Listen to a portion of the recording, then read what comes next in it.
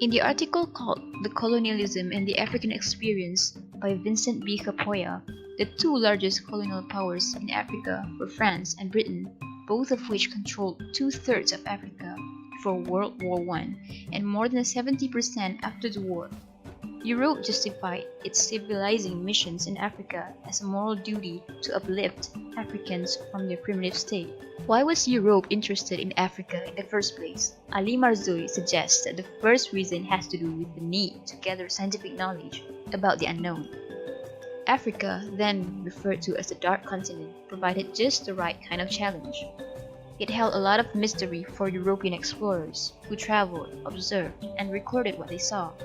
The colonization of Congo, also known as Congo Free State, began from 1877 to 1908 when King Leopold II of Belgium claimed the country 99 times the size of his kingdom. He formally acquired rights to the territory at the Conference of Berlin in 1885. An Outpost of Progress depicts how two European men, Caius and Carlier, who are assigned a trading post in an African jungle, take part in ivory trading. Having no definite task and purpose, they eventually become isolated in the depth of the jungle. The story progresses with Makola, a native African, initiating for the slaves to be exchanged for ivory. They concur to the idea, thinking that they would gain a huge profit. Upon the discovery that they have been outsmarted, the outposts become unmanageable. Fatigue and sickness befall them. At one point, they turn against each other due to the most trivial issue, sugar. Joseph Conrad recalls his experience at Congo and considers it his best tale. The map shows the location of Congo in the vast African continent. I do not want to risk losing a fine chance to secure for ourselves a slice of this magnificent African cake, is a quote by Leopold II. The quote signifies Leopold's greed towards Africa, seeing it as food to be savored. In an outpost of progress, there are clearly some binary oppositions that exist between the colonizers and the colonized. For example, hardworking versus lazy. In terms of characterization, Caius and Carlier view themselves as hardworking, whereby the natives are seen as lazy and helpless. They're also seen as uncivilized and vicious. Positive characteristics have always been in the favor of the colonizers, making them to appear nice when they're actually oppressive. We can see how attentive they are attending to the sick Congolese, who are not only oblivious to their sickness, but do not know how to treat it. The colonizers are the all-powerful and the colonized powerless. Mere irritation due to losing the hippo he shot in the river and his greed for power has caused Carlier to speak so easily of exterminating all the natives. By then, the country will be habitable. The colonized see themselves as superior in terms of power compared to the natives, who are powerless. One of the most significant binary in the story is master and slave. Carlier speaks about himself and Caius speaks slave traders. Caius responds to this by telling him not to say it again. He knows that being a slave trader is not a good thing, but then they do it anyway. The story has many situations that depict this relationship, such as the colonizers giving them strict orders and speaking lowly of the slaves. But then, I'll be explaining about binary opposition of characterization between slave versus dirty. So as you can see in the page 12 here, is that the colonizer called the colonized, which is Carlier, called Makola as the filthy scoundrel. So what does filthy scoundrel mean? Filthy means as dirty, meanwhile scoundrels is referred to as unscrupulous person, a rascal, and a good for nothing. Wow! Isn't it a bad thing to call someone as unscrupulous or maybe a rascal? But what makes the colonizer call the colonized as that? It is because the colonizer think of Makola as a different way. Rather than the first time they were working together, he began to see Makola as the different person. And why is that? Because of what he did is defined as the word dirty. What did he do? He sells the people who work in the outpost for the sake of an ivory or tusk, and that's what refers to as dirty versus clean. He sees Makola as a dirty person. There is an instance of othering in this story. One of them is done through physical setting. This quote shows that the colonizers viewed the wilderness of Africa as strange and incomprehensible. After Makola has traded the slaves for ivory, the outpost is left unattended. At this point, they feel isolated and unsafe. The word vast and dark indicate how terrified they are of the danger that might befall them. Okay, so next is the physical setting of the outpost, where we can see that in the first page, the writer described the place as a small clay storehouse with a dried grass roof. Besides the storehouse and Makola's hut, there was only one large building in the clear ground of the station. It was built neatly of reeds, with a veranda on all the four sides. There were 3 rooms in it. The one in the middle was the living room, while the other 2 were the bedrooms for the white man. So now we are moving to the examples of visualization of European colonization, which we can see this is the picture of bunch of ivory that has been brought by the traders from Rwanda to trade them with Makola. This quote describes the part where Makola has traded the men with the ivory, since the men were no good and lazy. These pictures show the poor work ethics of the European men, whereby the natives were being ordered to work while they merely observed. This is shown through the master and slave relationship. The title, An Outpost of Progress, is an irony of the actual demeanors of the white men. There was little progress and more comments from them.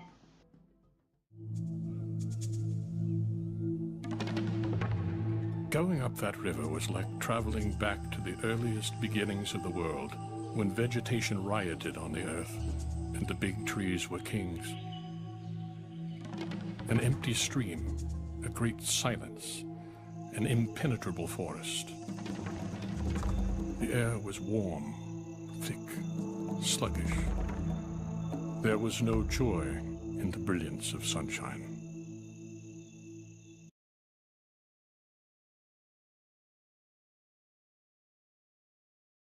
It basically meant that they were handing over the rights to their land and the rights to trade, and they were handing that control over to King Leopold. This describes the othering of Makola's attributes by calling him a nigger, terrible accent, and his belief of the superstitions. Debout Congolais, unis par le sang. Paira Kite Katoa. Moving on to the next short story entitled School Picnic by A.P. Gaskell. A.P. Gaskell is an author whose most of his writings evolved around the culture and physical settings of New Zealand during the colonization, and School Picnic is one of them. British colonization in New Zealand began in 1840 with Treaty of Waitangi as more settlers arrived, hence the British government decided to take control of New Zealand. New Zealand had become British new colony. The representatives of the British Queen sought sovereignty over the country, and in return they promised the Maori ownership of their land and the rights of British citizens. 30 years later, the government helped thousands of British people start a new life in New Zealand. Railways were built and towns sprang up or expanded. The School Picnic, published in 1947, focuses on a white settler English teacher and the Maori community, and sets in and around a colonial school building in New Zealand. The teacher, Miss Brown, is asked to attend a Saturday picnic at the backwater of Maori School. She resents that she has to attend the function. She dislikes everything about the Maori, their poverty, the children, the elders, and their customs. But the story is written to contrast the generosity spirit of the Maoris with the self-contentment and false assurance that Miss Brown feels about her value and worth. By the end of the tale, Miss Brown labeled the Maoris as bloody savages, when the truth is her rude and thoughtless behavior is manifestly insulting to her gracious and forgiving face. This is the New Zealand map, and the next is the New Zealand region. Kia ora! The concept of othering emerges through colonial perspective to distinguish the colonizers and the colonized, which are the natives of the land. Othering can be seen through physical setting. How is the physical landscape or weather or environment of New Zealand portrayed? On page 873, the main character, Miss Brown, describes New Zealand as being too hot, dirty, dark, and suffocating. On the same page, it is described that she has gone through so much hassle just to reach the school. The last instance on physical setting is on page 875, where the sunlight hurts her eyes and will only bring wrinkles to her face.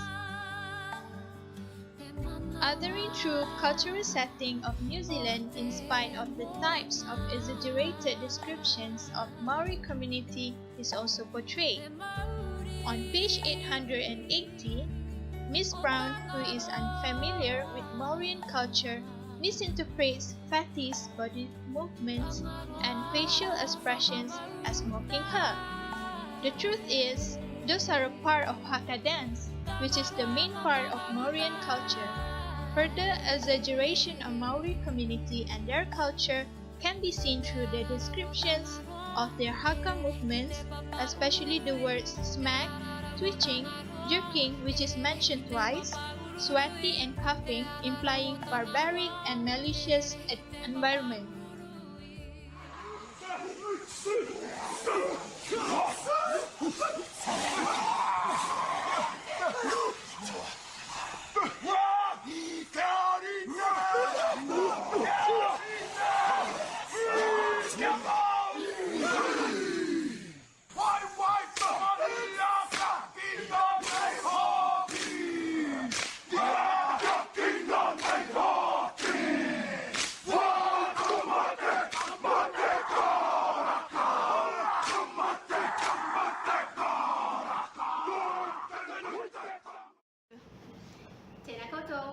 The binary opposition between the colonizer and the colonized is incredibly being described in a short story.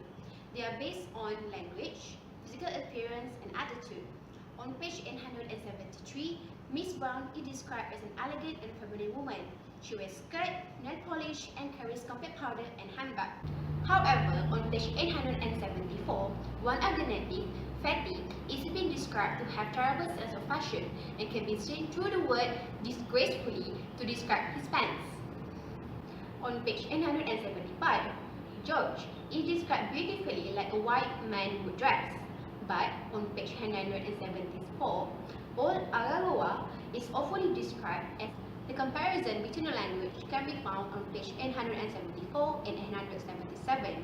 Miss Brown English language is said to be polite, but the native Pidgin English is being described as unintelligent through the word jabbering. Miss Brown also assumed the Maoris are sharing dirty stories because she doesn't understand the language.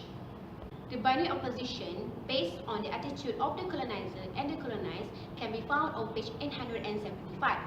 Miss Brown is very punctual to be present at the picnic, but the natives are late and have to be called Batirari to come at the picnic.